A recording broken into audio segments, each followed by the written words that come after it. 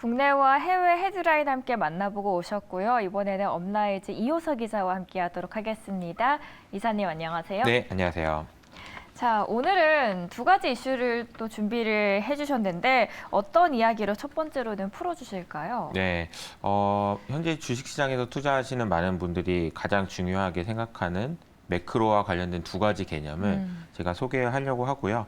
아마 많은 분들이 파월을 많이 볼 거예요. 그렇죠. 그런데 어떻게 보면은 요즘에는 바이든의 생각도 중요해서 그 두 가지 관점에서 좀 말씀드려 보도록 하겠습니다. 바이든의 생각 한 번도 주제로 다뤄본 적이 없었던 것 같은데 오늘 유심히 들어보도록 하겠습니다.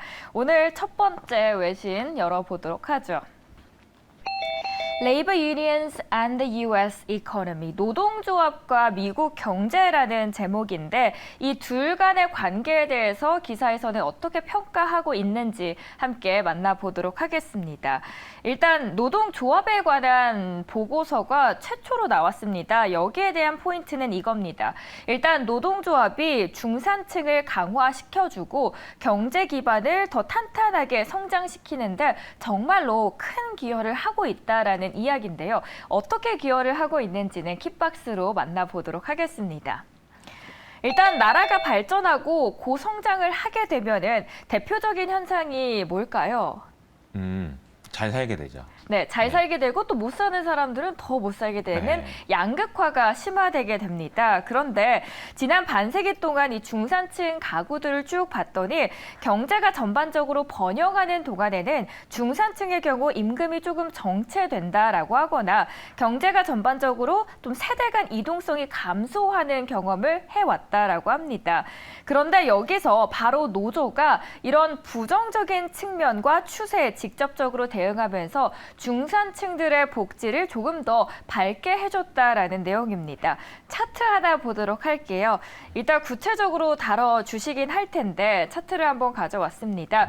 먼저 첫 번째로 위에 보이시는 이 초록색 표가 노조 가입률을 나타내 주는 거고요. 이 빨간색 표가 소득의 불평등을 보여주고 있습니다. 일단 그림에서 보면 지난 세기 동안 노조 가입률과 소득 불평등은 서로 다른 양상을 확연하게 보여주고 있습니다. 일단 노조 가입률이 1950년대에 노동인구의 3분의 1 정도로 정점을 찍게 됩니다. 파란색이 가장 높은 시기이기도 하죠. 그런데 당시에는 이게 인종과 그리고 성차별이 엄청났다라고 해요. 그런데 그럼에도 불구하고 전반적인 소득 불평등은 계속해서 오히려 감소하고 있는 빨간색 표를 확인할 수 있었습니다. 자, 그리고 그 이유입니다. 수십 년 동안 노조 가입률은 꾸준히 감소를 하기 시작하는데요. 오히려 이럴 때 소득 불평등을 나타내주고 있는 이 빨간색 표는 상승하고 있는 모습을 보여주고 있습니다. 그래서 구체적으로 한번 들어가 봤더니 2022년에 노조 가입률은 전체 근로자의 10%에 정체된 반면에 오히려 소득자, 이 상위 1%의 소득자가 전체 소득의 거의 20% 정도를 벌어들였다라는 것을 확인할 수 있었습니다. 자, 그렇다면 일단 기사에서는 포인트가 이거였습니다. 노동조합이 오히려 중산층을 더 도와줄 것이다. 복지 측면에서도 더 탄탄하게 밝게 해줄 것이다 라고 했는데 과연 노조가 어떻게 이런 부분들을 영향을 주는 건가요? 이 출처가 중요할 텐데 이 출처는 이제 백악관이죠. 백악관은 이제 좀 정치적으로 중립적인 곳이라고 보기는 어렵습니다. 그러니까 바이든이 대선을 하고 싶어해서 바이든이 잘하고 있다. 나 잘하고 있잖아. 이런 이야기를 하고 싶은 의도가 반영된 거다라는 걸 먼저 아시고 이해를 하시는 게 중요할 것 같고요. 이 그림에서 설명하신 것처럼 파란색 선이 이렇게 내려갔다라는 것은 노조의 힘이 많이 줄었다라는 것을 의미해요. 우리나라의 현대차, 기아차 같은 경우에는 자주 파업도 하고 그러는 것 같다라는 소식을 들어보셨겠지만 미국에서는 그런 소식 들어보신 적 없죠. 그러니까 노동자들의 힘이 현저하게 낮아졌다라는 것을 이 그림을 통해서 알 수 있습니다. 제가 서두에 이제 인플레이션에 대해서 설명을 드리려고 하는데 여러분들이 제일 궁금하신 거는 인플레이션일 거예요. 도대체 인플레이션 언제 낮아지는 거냐. 그래서 금리 좀 그만 올려라. 나 주식 좀 하게. 이거잖아요. 그런데 어제 나왔던 지표를 보시면은 ADP도 제 예상보다 별로네. 그리고 이틀 전이죠. 이틀 전에 나왔던 졸트 구인자 수도 이 정도면 괜찮은 것 같은데 라고 하면서 물가가 낮아질 것 같다. 고용시장이 둔화될 것 같다라는 이야기를 하고 있는 거잖아요. 근데 이걸 제가 또 이제 비유를 가져왔습니다. 아침에 좀 고민하면서. 기대됩니다. 자, 인플레이션을 뜨거운 물이라고 비유해 볼게요. 디플레이션 이쪽은 차가운 물이라고 해요. 그러면 우리가 샤워를 하기 전에 이제 이 물을 이제 맞춰야 되잖아요. 뜨거운 물로 이렇게 했다가 뜨거 그러면은 또 차가운 물로 바꿨다가 이런 걸 반복하잖아요. 근데 마치 지금 우리가 그래서 좋은 지표가 나오면은 인플레이션이 막 계속될 것 같고 안 좋은 지표가 나오면은 뭐 또 인플레이션이 꺾이고 막 경기가 안 좋아지는 거 아니야? 맨날 지금 왔다 갔다 지금 해석을 이렇게 했다가 가는데 이것을 우리가 이제 비유로 뭐라고 표현하냐면은 샤워실의 바보다라고 표현해요. 맨날 저기 조금만 뜨거워지면은 아이고 무서워. 막 차가워지면은 아이고 차가워. 막 이렇게 하니까 이건 마치 샤워실의 바보들 아니겠냐 이런 이야기인데요. 제가 이제 최근에 나오는 이제 시장의 흐름이나 경제 지표를 보면서 드는 생각은 이제 처음에 이제 물을 맞출 때는 그게 이제 중요한데요. 이미 물이 딱 차 있는 상황에서는 뜨거운 물을 더 많이 붓는다고 해서 물의 온도가 갑자기 올라가거나 그렇진 않잖아요. 그런 상황 아닌가. 그러니까 지표가 이게 일희일비할 것이 아니고 조금 뜨거운 물이 나왔다가 차가운 물이 나오더라도 우리가 지금 있는 온도는 그렇게 크게 변화가 없는 거 아닌가라는 생각이 들 정도인 것 같아요. 근데 제가 걱정하고 있는 거 딱 하나 있어요. 지금 현재 시점에서 인플레이션과 관련된 가장 마지막에 걱정해야 되는 게 뭐가 있냐면은 바로 이 노동조합입니다. 왜 갑자기 노동조합이 여기서 왜 나오나 싶으실 텐데 1970년대 당시에 물가가 계속 올라가서 연준이 정말 곤혹스러운 상황에 처했다라는 이야기 많이 들어보셨을 텐데 그때 나왔던 얘기가 뭐냐면 노동조합입니다. 무슨 말이냐면 물가가 올라요. 물가가 오르니까 일하는 사람들이 사장님한테 가서 말하는 거죠. 저 물가가 올라가지고 임금 안 올려주면 나 그만둘 거예요.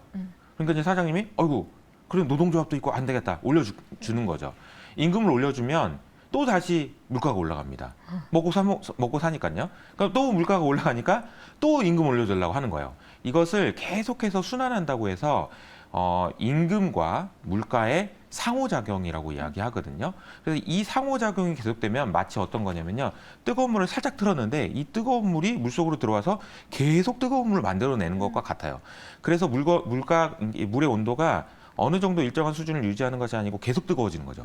그래서 사실은 인플레이션을 안정적으로 유지하기 위해서는 노동조합의 힘이 약해지는 것이 좀 좋습니다. 그런데 이제 바이든이 얘기하는 건 이 파란색 선에서 이 선이 올라갈 거다라고 얘기했는데 이 그림에서 보시는 것처럼 이건 지금 누가 봐도 노동조합의 힘은 여기서 아무리 올라가 봐야 너무 많이 낮아진 상황이라 이것 때문에 물가가 다시 올라가서 우리가 걱정하는 상황까지 갈 수 있을까라는 의구심을 들게 만든다는 거죠. 바이든이 얘기하고 싶은 얘기는 무슨 말인지 알겠어요.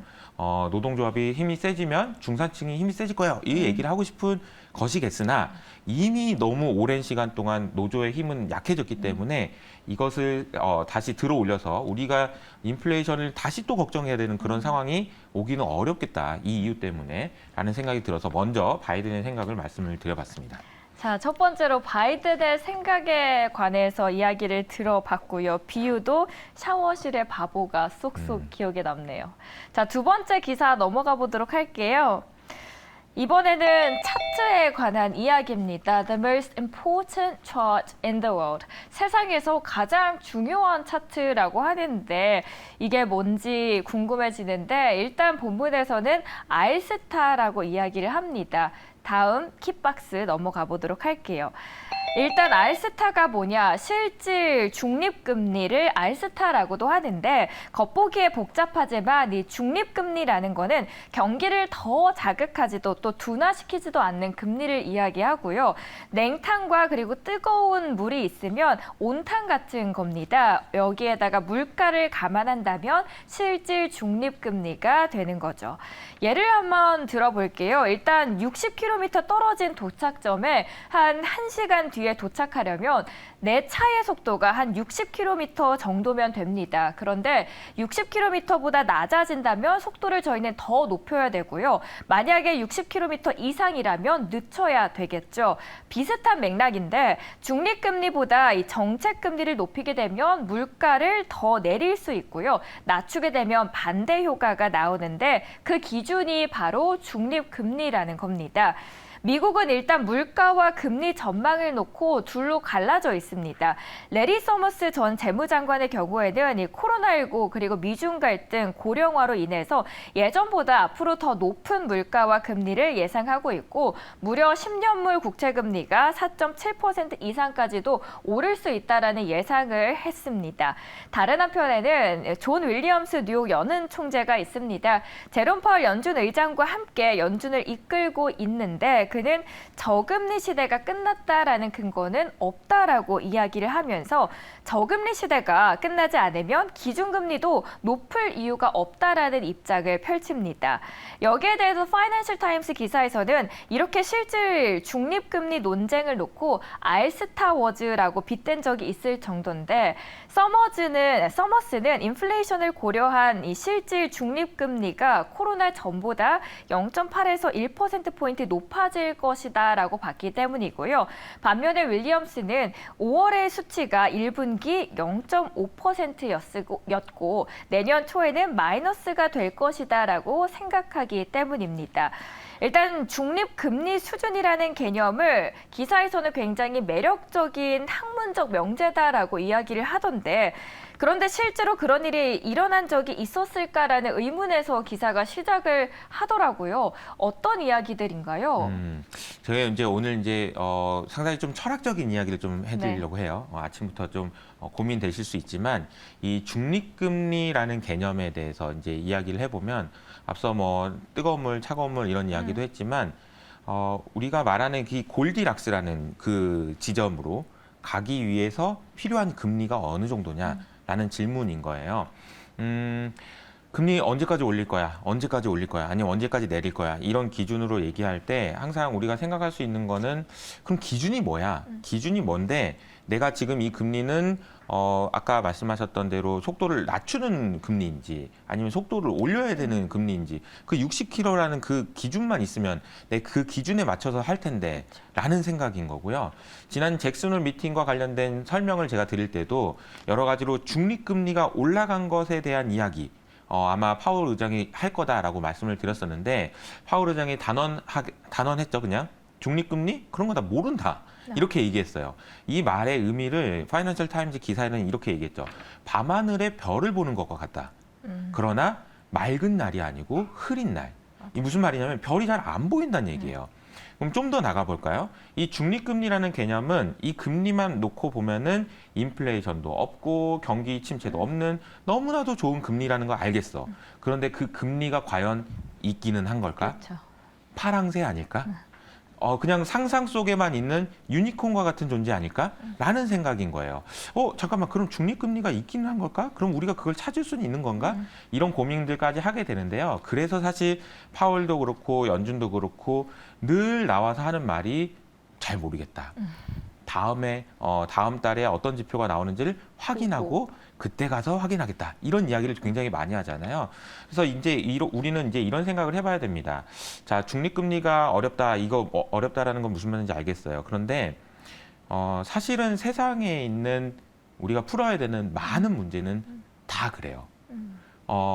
이게 풀 수 있는지 확실한 문제조차도 없어요. 풀 수 있는지 없는지조차 모르는 문제가 많다.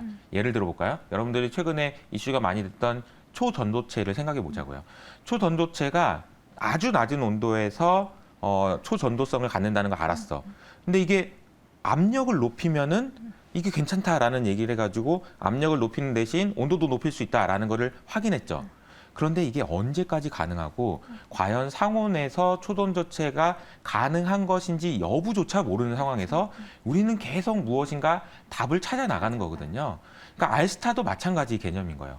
중립금리라는 것이 무엇인지 여전히 많은 논란이 있습니다. 앞서 서머스 교수나 아니면 윌리엄스 매일 싸우는 이유가 그거예요. 도대체 이것이 있는지도 모르겠고 있다면 어느 것인지도 모르겠고 그래서 그 점을 찾아 나가기 위해서 수없이 많이 노력해야 된다라는 거죠. 그래서 이번에 나왔던 지표를 보고 금리를 내려야 되는 건가 아니면 올려야 되는 건가 이런 일들이 앞으로도 계속 반복될 거다라는 거죠. 여기까지 말씀드리면 아마 많은 분들이 이런 생각을 하실 수 있어요.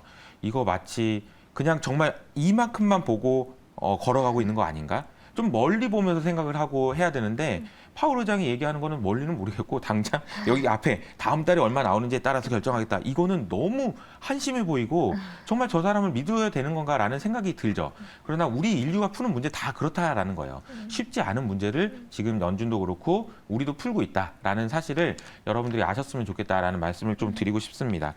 어떻게 보면은 이 문제를 푸는 것에 대해서 우리가 가져야 되는 자세는 그래도 미국이 잘 할 수 있다. 연준이 잘 할 수 있다라고 믿어주는 것이 먼저 필요하지만 그렇다고 해서 맹신은 안 되고요. 이런 어려운 문제를 풀고 있다라는 것을 우리가 공감대를 가지고 있으면서 긍정적인 전망을 하시되 혹시 안 돼가지고 갑자기 이렇게 가고 있다가 그냥 낭떠러지에 떨어질 수도 있는 거잖아요. 네. 그러니까 그런 일이 발생할 수도 있다라는 생각도 같이 하시면 좋을 것 같아요. 그러니까 미국에 대해서 볼 때 처음에는 이제 맹신하다가 아니 못 믿겠다 이렇게까지 가다가 그렇죠. 그런데 그들도 어차피 우리랑 똑같구나. 그들도 어차피 어려운 문제를 지금 풀고 있는 상황이구나. 같이 한번 풀어보자라는 생각으로 시장을 접근하시고 투자를 하시면 좋지 않을까 이런 생각이 듭니다. 네, 연준도 모르는 이유가 있었던 것 같습니다. 아무도 사실 가보지 않는 길을 함께 걸어가고 있는데 그래도 함께 해결이 됐으면 좋겠습니다. 그렇죠. 그렇기 때문에 서로 힘을 합쳐서 지혜를 모아야 되는 것 같기도 해요. 우리가 이제 투자를 계속 이어가기 위해서는 그러한 노력이 반드시 필요한 것 같습니다. 네, 일단 이사님의 지혜와 제 지혜도 한번 담아보도록 그럼요. 하겠습니다. 네, 이 시간에 보고 있는 여러분들의 지혜도 포함입니다. 같이. 네. 오늘도 두 가지 이슈, 철학적인 이야기와 또 깊이 있는 이야기, 바이든의 생각까지 알아볼 수 있는 시간이었습니다. 저희는 내일 또 이 시간에 다시 찾아뵙도록 하겠고요. 시청해주신 여러분 고맙습니다.